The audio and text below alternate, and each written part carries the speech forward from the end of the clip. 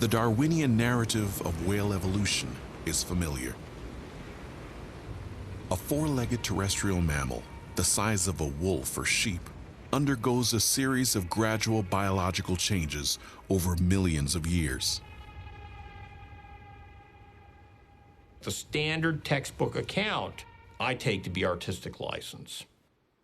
When you look at the problem of being a land mammal that finds itself, speaking loosely, in an aquatic environment, and you've got to conduct your everything there, including reproduction, you have to have the coming together of a number of adaptations.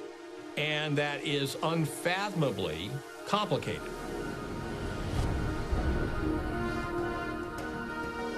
The scale of these adaptations would have to be massive, including a remodel of the skull and muscles to move the nostrils to the top of the head, the conversion of front legs into flippers, a reconstruction of the skeleton, including a ball joint that allowed the tail to move up and down, the transformation of a few dozen teeth into hundreds of plates lined with brush-like fibers, the reorganization of kidney tissues to accommodate the intake of salt water, lungs dramatically enlarged and renovated to withstand the intense pressure of deep dives, the inclusion of a blubber layer for insulation in cold water, and modifications of ears, eyes, and skin to work effectively in an aquatic environment.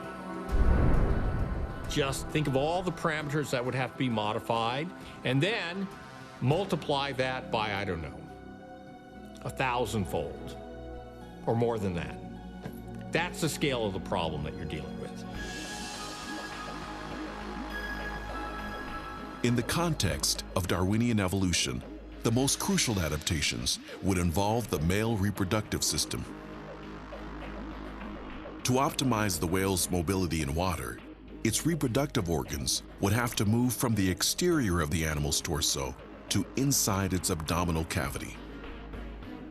But to produce sperm, the internalized testes must be cooled and kept below core body temperature.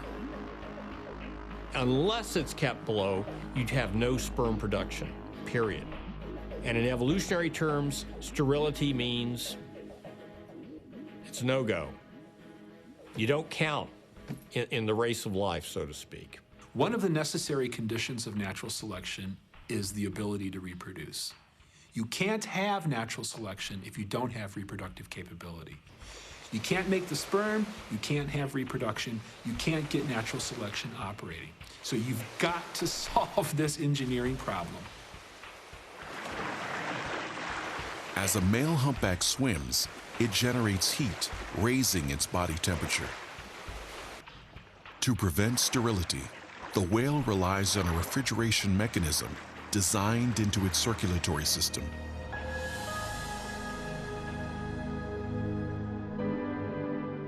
In the non-insulated regions of the dorsal fin and tail, blood is cooled and then transported through a network of veins to the whale's abdomen. Here, beneath a layer of muscles, a web of veins and arteries surround the testes. They are arranged so blood flows in alternate directions, and heat from the warm arteries radiates to the cooler veins. This transfer lowers the temperature of the blood to a safe level before it is channeled to the reproductive organs. It's a remarkable solution to that problem. It's beautiful. It's anatomically complex. It involves what is called, borrowing from the Latin, a miraculous web of arteries and veins. But can you explain it by some smooth, gradualistic, textbook scenario, little change, fixation? No, it doesn't fit the Darwinian model. In my opinion, you're looking at just a suite of characters that had to have been integrated from the get-go. I mean, it's a non-gradualistic type of change. So the cooling system makes sense because you have internalized reproductive glands. The internalized reproductive glands, however, are a no-go unless you've got the cooling system. You can't explain the emergence of one without the other.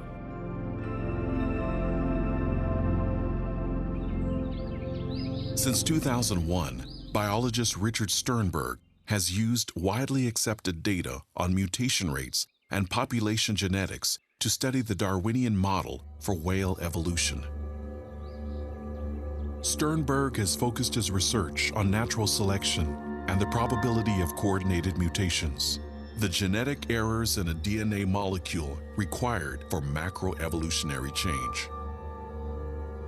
I mean, I say it's a numbers game. You have to explain it in terms of a number of coincident mutations that just happened to arise and be put in the right combinations to reshape the vertebral column, to reshape the musculature, the nervous system, the eyes, the ears, and on and on and on.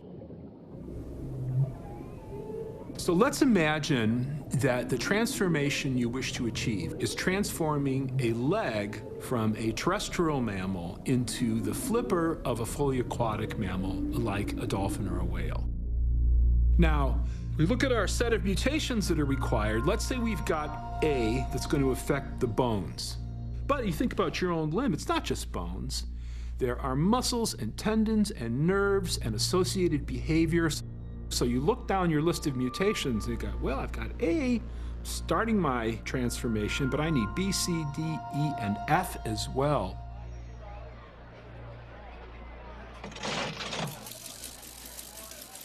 So the challenge of cooperative mutations is to have these events occur in space and time in such a way that they can jointly work together, cooperate, to bring about the transformation that you need.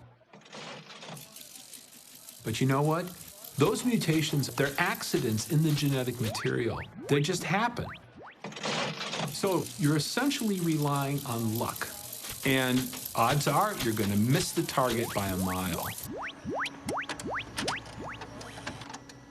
In 2008, researchers at Cornell University calculated the time required to generate randomly a single pair of cooperative mutations in a population of large mammals. Richard Sternberg applied these calculations to his ongoing analysis. And they came to the conclusion that, sure, you can get these two coordinated mutations, but it is a problem. It's a problem because you need, as far as we know, on the order of well over 100 million years to give you the coordinated mutations that would, just two, that would give you some beneficial modification. And by my reckoning, to account for the transformation that you'd see, you need far more than two mutations.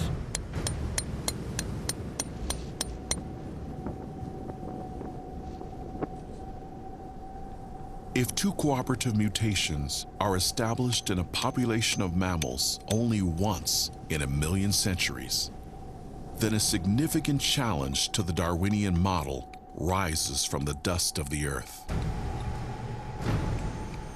According to the most generous interpretations of the fossil record, the longest possible time frame for the theorized evolution of a land-dwelling animal into a whale is 9 million years.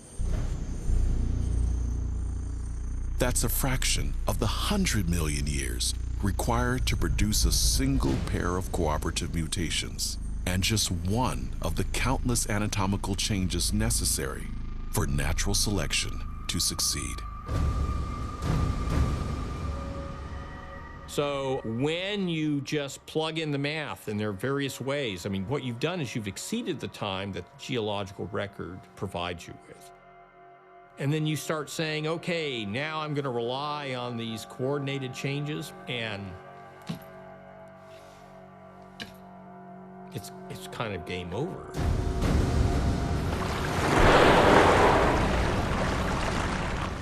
You don't have to have a PhD in mathematics or population genetics to see where this is heading.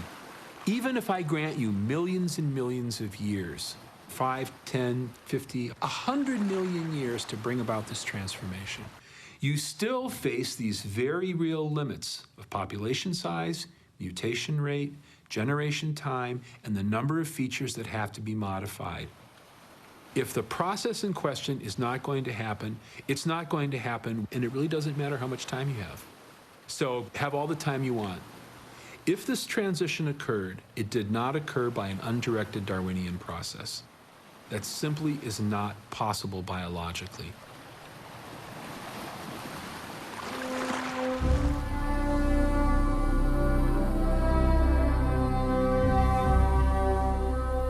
Darwinism provided an explanation for the appearance of design and argued that there is no designer, or, if you will, the designer is natural selection. If that's out of the way, if that just does not explain the evidence, then the flip side of that is, well, things appear designed because they are designed.